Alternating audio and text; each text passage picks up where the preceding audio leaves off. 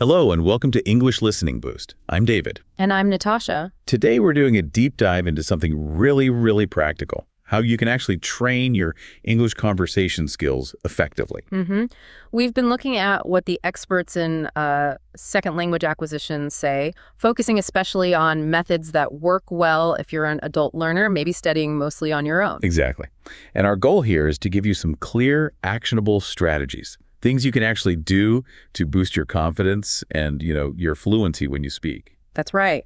We're not just talking Siri or grammar rules today. It's all about practical ways you can start improving your spoken English, maybe even right away. We'll cover things like setting the right goals, specific exercises you could fit into your daily routine, structured training, and even tips for staying motivated. Okay, so let's kick things off with the foundation. First point, goals. Experts really stress how important clear, specific goals are. Right. It's not really enough to just say, I want to speak English better. That's a bit vague, isn't it? It is. Think about fitness. I want to get in shape is okay, but I want to run a 5K race in 3 months that gives you a real target to aim for. Makes sense.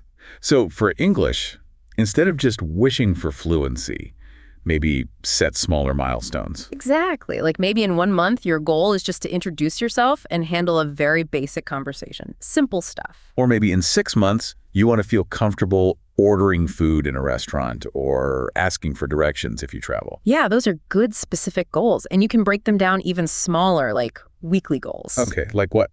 Well, maybe this week your goal is learning, say, 10 new verbs about daily actions. Or maybe it's pushing yourself to speak up 3 times in your online English class, even if you're worried about making mistakes. Ah, I see. Those small wins must really help with motivation, right? Seeing that progress. Definitely. And what's really interesting is how your goals actually determine the kind of training you should do. Well, if your aim is, say, business negotiations in English, you'll need to focus on specific business vocabulary, practice more formal language, maybe simulate meetings. Right. But if you just want to chat with people while you're on holiday, your focus would be totally different. You'd practice common phrases for travel, asking directions, ordering coffee, that kind of thing. So the goal really guides the method. That makes perfect sense. Okay, another foundational point experts talk about is balancing input and output. Yes, this is crucial. Input is basically what you take in, so reading and listening. Output is what you produce, speaking and writing. And you need both, obviously. We absolutely need both. Now, for adult learners, especially when you're starting out, building a solid foundation is really key. Vocabulary, grammar, understanding how English sounds. Unlike kids who just seem to soak it up, right? Exactly. We adults often benefit from a more conscious, maybe structured approach to get that base efficiently. Textbooks, workbooks, they can be genuinely useful here. And you mentioned understanding sounds. Yeah, even just knowing the basics of English pronunciation can make a big difference to your listening skills. Understanding what you're supposed to be hearing. Okay, but just taking information in isn't enough to speak well, is it? Not at all. Input alone won't do it. Once you have a basic foundation, maybe you're around that pre-intermediate level, you really need to shift the balance towards output. More speaking and writing. Much more. Some experts suggest aiming for maybe 70, even 80% of your practice time focused on actively using the language. That's how you convert passive knowledge into an active skill.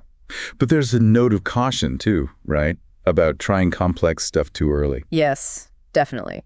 Trying to speak really complicated sentences before you're ready can be, well, frustrating. You might end up just translating word for word from your own language, and it often sounds unnatural. Like building a house without the bricks first. That's a perfect analogy. Build the foundation, then build the walls. Okay, good. Now let's talk about something that trips up so many learners. Perfectionism. Oh, yes. The fear of making mistakes. It's a huge barrier to actually practicing speaking. That feeling of, I can't speak until I'm perfect, or being really embarrassed about errors. It's so common. But the reality is, expecting perfection right from the start, especially as a non-native speaker, it's just not realistic. The important thing is to actively look for chances to speak, even if it feels a bit uncomfortable. And those chances are valuable, aren't they? For lots of reasons. Absolutely. Firstly, just by joining conversations, you get used to the speed of spoken English, which helps your listening too. Right. You also get practice expressing thoughts on the fly, spontaneously, and you start noticing your own weak spots, maybe pronunciation, or using phrases that don't sound quite natural. So mistakes aren't failures. They're feedback. Exactly. Think of them as useful data. A mistake highlights a gap in your knowledge, maybe a word, a grammar point, a sound you're not making quite right. And you can learn from that, whether you catch it yourself or someone helps you out. Precisely. It guides your learning, makes it more efficient because you know what to work on. Okay, that's a really healthy way to look at it. Now, another really interesting concept is developing an English brain. What's that all about?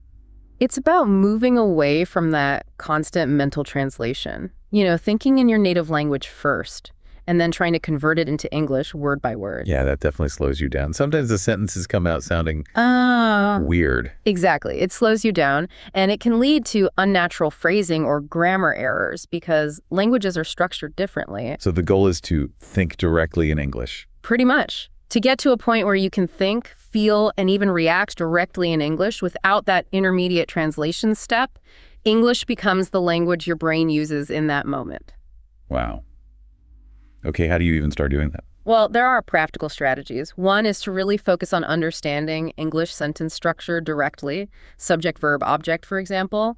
Don't mentally rearrange it to fit your native language's grammar. Okay. Another powerful thing is associating English words directly with the image or the concept itself. Not just the translation. Right. So when you learn the word dog, picture a dog. Feel the idea of dog.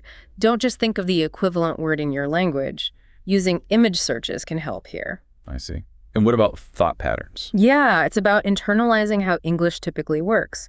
Starting sentences with the subject and verb, learning common word combinations, collocations that sound natural together. And this connects to some training methods we'll talk about later. Yes. Exercises like describing what you see or self-talk are great ways to practice generating thoughts in English without translating. They really help build that English brain.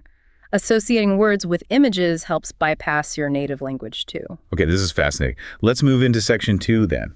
How you can actually bring English conversation practice into your daily life. Make it practical. Perfect. And one simple but really effective method, something you mentioned earlier, David, is just describing what you see around you in English. Right, just verbalizing observations. Seems simple, maybe too simple. But it works. Start really basic. Just name things you see. Desk, chair, window, lamp. Get comfortable with the vocabulary of your immediate space. And then maybe describe them. Exactly. Move on to simple sentences. The curtains are closed. My phone is on the desk. The lights are on. So making it a habit throughout the day. Like if you see an ambulance, just think or say ambulance. Yes. Or I need to catch the train. Look at a menu. Try naming the items in English in your head. Coffee, sandwich, salad. And the benefit is you're learning relevant vocabulary, stuff you actually see and use. Absolutely. And you're constantly practicing forming simple sentences quickly. Plus, actively using words in contexts like this makes them stick in your memory way better than just looking at a word list. And I guess describing things, like the lights are off, reinforces basic sentence structure too. Subject, verb, object, or complement. It does. It's fundamental practice done repeatedly throughout your day really embeds that structure. Okay, cool. What's another daily method? Self-talk in English. Basically talking to yourself out loud in English. Ah, right. So no need for a conversation partner for this one. Exactly. It's zero pressure. You just narrate your thoughts, your actions, what's happening around you. How would you start? Keep it simple. Describe your routine as you do it. Okay, now I'm making coffee. Express feelings or current actions. I feel tired. I am reading a book now. What if you run out of things to say? Try using the 5W1H questions. Who, what, when, where, why, how. That can give you a framework. What am I doing? I'm washing dishes. Why? Because they're dirty. There you go. And the language level. Keep it simple. Yes, definitely. Use vocabulary and grammar you already know. The goal isn't complexity. It's just getting your thoughts out in English, conveying meaning. If you hit a word you don't know, make a quick note. Look it up later. Don't let it stop you. And this ties back to the English brain idea, doesn't it? Directly. Self-talk is like a bridge. You're thinking in English, or trying to, and then immediately producing it. Speaking it aloud also forces you to practice pronunciation and how sentences fit together. It can really help internalize English thinking patterns. Plus, describing what you're doing right now trains that real-time processing needed for conversation. Exactly. It's great practice for fluency. Okay, one more daily life tip. Let's call it English-obifying your daily life. Small tweaks to your environment. Like changing your phone language. That's a perfect example. Change your phone, your computer, your social media settings to English. You'll passively pick up so much practical vocabulary settings, notifications, share, all that app-specific stuff. What else? Start a simple English diary. Doesn't have to be long, just a sentence or two about your day or how you felt. Today was good. I went shopping. It's practice expressing personal things and reinforces common words. Even things like to-do lists or shopping lists. Absolutely. Write them in English. Easy ways to start using the language for real tasks. So these aren't direct speaking practice, but they kind of immerse you more. Exactly. It's passive or semi-passive immersion. You're constantly seeing practical English words and structures and context.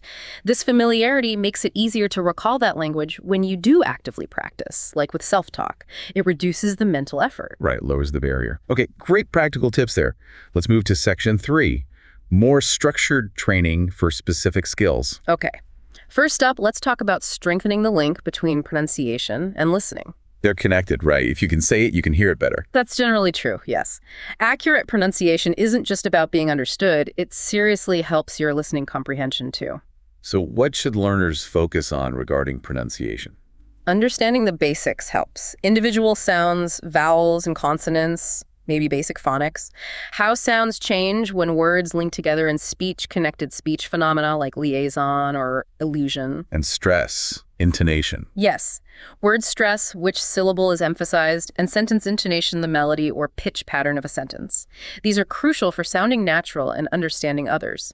Okay, so how do you practice these things specifically? Several ways. Reading aloud is a good one. Take some English text, read it out, focusing on pronunciation, rhythm, intonation, and also understanding the meaning. Using native speaker audio as a model is key. What about shadowing? I hear that mentioned a lot. Shadowing is excellent. You listen to audio and speak along, just slightly behind the speaker, mimicking everything, sounds, rhythm, intonation. But importantly, try to understand what you're saying. Don't just copy sounds blindly. Okay, and repeating. Simple but effective. Listen to a short phrase or sentence, pause the audio, repeat it exactly, aiming for accuracy. Overlapping. That's when you speak at the same time as the audio while reading the script. It helps you practice the speed and rhythm of natural speech. And dictation. Writing down what you hear. Great for identifying listening weak spots. You listen and write down everything word for word. You quickly see what you're missing or mishearing. And maybe recording yourself. Highly recommended. Record yourself doing these exercises, then compare it to the original native speaker audio. It gives you objective feedback on where you need to improve. It can be a bit cringy listening to yourself, but it's so useful. So all these exercises work on both speaking and listening together. Yes, that's the beauty of it. You train your mouth and your ear simultaneously. Better pronunciation makes you clearer, and it makes your ear more sensitive to English sounds, improving listening. Shadowing, repeating, overlapping, they force really active, detailed listening. Okay, next structured method. Instant sentence construction and phrase practice.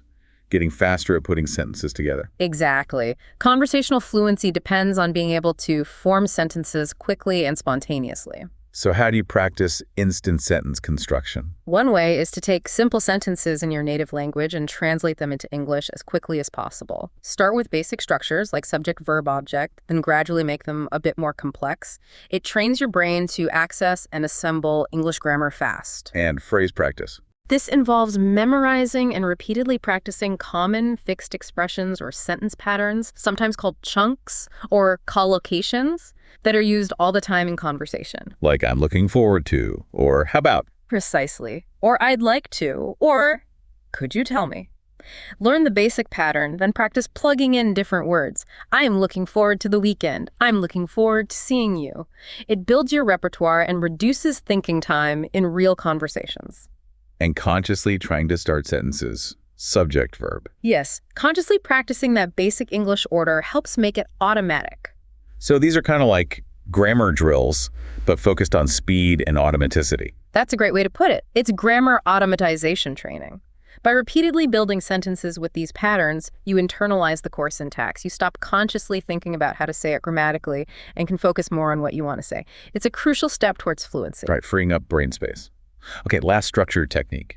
Conversation simulation. Yes, preparing for real conversations by practicing them beforehand. This connects back to your idea, David, of having those mental chats. So mental rehearsal. Exactly. Yeah. Imagine specific scenarios, introducing yourself at a party, ordering in a cafe, discussing a hobby. Mentally run through what you'd say, what the other person might say, how you'd respond. all in English, in your head. What about preparing for actual upcoming conversations? That's super useful. If you have an English lesson or a meeting, think about the likely topics beforehand. What questions might come up? What points do you want to make? Practice expressing those ideas in English in advance. And if you practice something and it felt awkward? Re-simulate it. Try different phrasing until it feels more natural or clear. It's like a practice run. Can technology help here? AI, maybe? Definitely. Tools like ChatGPT can be great practice partners. Ask the AI to play a role, interviewer, waiter, new colleague. Have a conversation on a specific topic. You get interactive practice, and some tools can even offer corrections or suggestions for more natural language. So simulation isn't just rehearsal, it's also proactive learning. Absolutely. It's active problem solving. By anticipating conversations, you identify your own knowledge gaps, vocabulary, grammar, useful phrases before you're in the hot seat. Ah, so you can look things up and practice before the real interaction. Exactly. You find solutions using dictionaries, grammar guides, AI, whatever. Then you practice. It reduces anxiety and makes real conversations much more likely to succeed. You shift from being reactive to proactive. That's a really powerful approach. Okay. Let's move to our final section, section 4.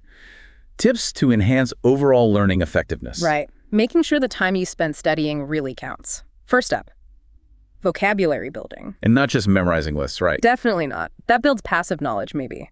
For conversation, you need active, usable vocabulary. The key is learning words in context. How they're actually used in sentences. Yes. Understand the usage, not just the dictionary definition. And link the word to its sound. Read example sentences aloud, shadow them. Memorize sound, meaning, and usage together. And connecting words to images, like we talked about earlier. Crucial. Directly associate the English word with the concept or image, bypassing your native language translation if possible. Image searches are great for this. What about learning-related words? Very efficient. Learn synonyms, antonyms, different forms, noun, verb, adjective, together. Understanding prefixes and suffixes helps too. You can often guess the meaning of new words. Paraphrasing, how does that help vocabulary? It builds flexibility. Practice expressing the same idea using different words. If you can't think of the perfect word in a conversation, you have other ways to say it. And focusing on relevant words. Yes. Learn vocabulary related to your hobbies, your job, topics you actually want to talk about. It boosts motivation and retention. What about just reading and listening a lot? That's huge for vocabulary. Extensive reading and listening expose you to tons of words in natural contexts. You start to absorb them, and you get better at guessing meanings from context, too. So the theme here is making vocabulary active and usable for speaking, not just passive recognition. Precisely. Methods emphasizing context, usage, sound, images, connections, and active use, like in self-talk or a diary, turn passive knowledge into ready-to-use tools for conversation. Okay, next effectiveness tip. Habits and persistence. Yes. Language learning is a marathon, not a sprint. Consistency is everything. So short daily sessions are better than one long session a week. Generally, yes. Even 10-15 minutes of focused practice every day builds momentum and helps retention much better than cramming once a week. How do you make it a habit? Especially if you're busy. Link it to existing routines. Your commute, lunch break, before bed, Right. while the kettle boils. Find those pockets of time. Setting a specific time and place helps too. Every morning, 10 minutes at the kitchen table. Use tools, reminders, Sure, use phone reminders, learning app notifications, whatever helps you stay on track. and keeping it enjoyable. Absolutely vital for persistence. Use materials you genuinely like, music, movies, podcasts about your interests, news articles you find engaging. If it feels like a chore, it's hard to stick with it. And linking it to routines helps overcome that, "Ugh, I have to study" feeling. Exactly. It reduces decision fatigue. If it's just part of your commute routine, like listening to music, it becomes more automatic, less willpower needed to just start. Makes sense. Okay, final tip, leveraging feedback. Yes, feedback is essential. How else do you know if you're improving or what to work on? Starting with self-assessment. Right. Try to be objective about your own skills. Recording yourself speaking is maybe the best way. Listen back. Notice pronunciation issues, fluency breaks, grammar slips. Record your online lessons too, if possible. But sometimes we don't notice our own mistakes. Yeah. So getting feedback from others. Crucial. Online tutors, language exchange partners, even AI tools with correction features can point out things you miss. Don't be afraid to ask for constructive criticism. And the most important part is, Applying the feedback. Don't just nod and forget. If a tutor corrects a grammar point, review it. If you notice a pronunciation error in a recording, consciously practice the correct sound. Use the feedback to adjust your learning plan. So it's a loop. Self-check. Get external feedback, apply it, repeat. Exactly. It's a powerful learning acceleration loop. Self-monitoring builds awareness. External feedback provides expert insight. Actively using both focuses your practice where it's needed most, prevents fossilizing errors, and leads to much faster, more accurate improvement than just practicing alone. Okay, fantastic. So let's try to quickly summarize the key takeaways from this deep dive. Well, we started with the foundations. The power of setting clear, specific goals and finding that crucial balance between input, listening rating, and output, speaking writing. Right, and overcoming that fear of mistakes, that perfectionism, and working towards developing an English brain, thinking more directly in English. Then we looked at practical daily methods, describing your surroundings, using self-talk, and kind of Englishifying your routine with small changes. Followed by more structured training, linking pronunciation and listening practice, exercises for instant sentence building and using common phrases, and conversation simulation to prepare for real interactions. And finally, tips for boosting effectiveness. Building active vocabulary and context, making learning a consistent daily habit, and actively seeking and using feedback, both from yourself and others. The big message seems to be that consistent daily practice, even in small amounts, is really the key to long-term improvement in your English conversation skills. Absolutely. It all adds up over time. So maybe a final thought for everyone listening. As you heard all these different methods and ideas, which one or two really resonated with you? Yeah, which one feels like something you could realistically try incorporating into your routine, maybe starting tomorrow? Remember, even those small, consistent steps can lead to really significant progress on your English-speaking journey down the road. It really can. Thank you so much for joining us for this deep dive into practical English conversation training. We hope you found it helpful and got some concrete ideas to try out.